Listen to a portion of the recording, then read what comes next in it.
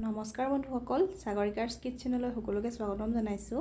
আজি আপোনালোকৰ কাৰণে লৈ আহিছোঁ মচুৰ দাইলৰ বৰাৰ লগত চুকা শাকৰ এখন টেষ্টি আঞ্জা। তাৰ কাৰণে মই লৈছোঁ অলপমান চুকা শাক, মই ভালদৰে ধুই লৈছোঁ। মচুৰ দাইল লৈছোঁ অলপ, আধা ঘণ্টাৰ কাৰণে তিয়াই থৈছিলোঁ। বইল আলু, নিমখ, হালধি, গোটা জিৰা, আদা আৰু নহৰু। এয়া মই চুকা শাকখিনি এনেদৰে কাটি লৈছোঁ।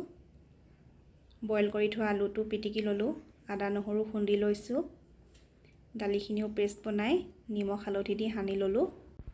মই এতিয়া কেৰাহীত তেল গৰম কৰি লৈ মচুৰ দালিখিনিৰ বৰা বনাই ল'ম। মই এনেদৰে গোটেইখিনি দি লৈছোঁ।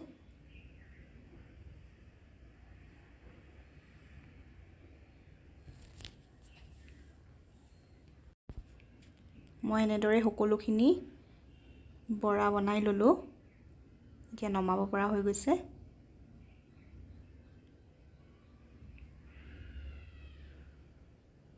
এতিয়া মই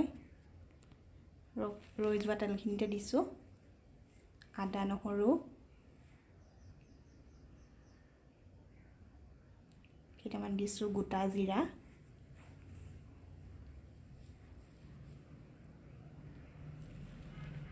এতিয়া এইখিনি মিলাই দিছোঁ। 1 মিনিটমান ভাজি লৈছোঁ আদা নহৰুখিনি।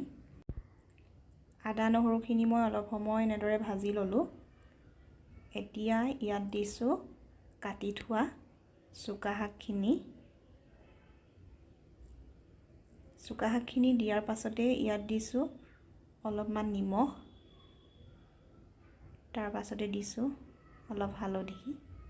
এতিয়া গোটেইখিনি মিলাই লৈছোঁ। চুকা শাকৰ এই আঞ্জাখন খাবলৈ বহুত ভাল লাগে, বেছিকৈ গৰম দিনত। আপোনালোকেও এনেদৰে বনাই খাব। এয়া মই চুকা শাকখিনি ভাজি লোৱাৰ পাছতে ইয়াত দি দিছোঁ পিটিকি থোৱা আলু।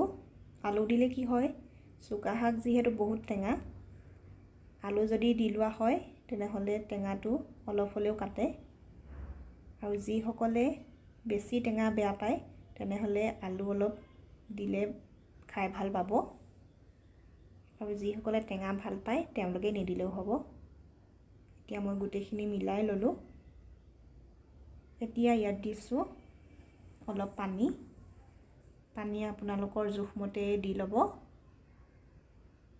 আৰু এতিয়া এইখিনি ভালদৰে মই 3 মিনিটমান হাই ফ্লেমত উতলিবলৈ দিম।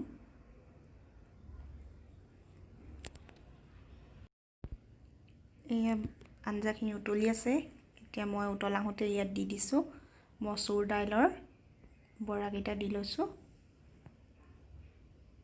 আৰু এতিয়া গোটেইখিনি মিলাই লৈ ভালকৈ আৰু অলপ সময় উতলিবলৈ দিম। আৰু বেছি সময় নালাগে, প্ৰায় 5 মিনিটমান উতলিলেই মোৰ এই টেঙা শাকৰ আঞ্জাখন ৰেডি হৈ যাব।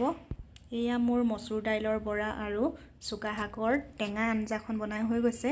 আপোনালোকেও এনেদৰে বনাই খাব, গৰমত খাবলৈ বহুত ভাল লাগে। আৰু আজিৰ এই ৰেচিপিটো যদি চাই ভাল পালে তেনেহ'লে লাইক, শ্বেয়াৰ আৰু ছাবস্ক্ৰাইব কৰি দিবলৈ নাপাহৰিব। ধন্যবাদ।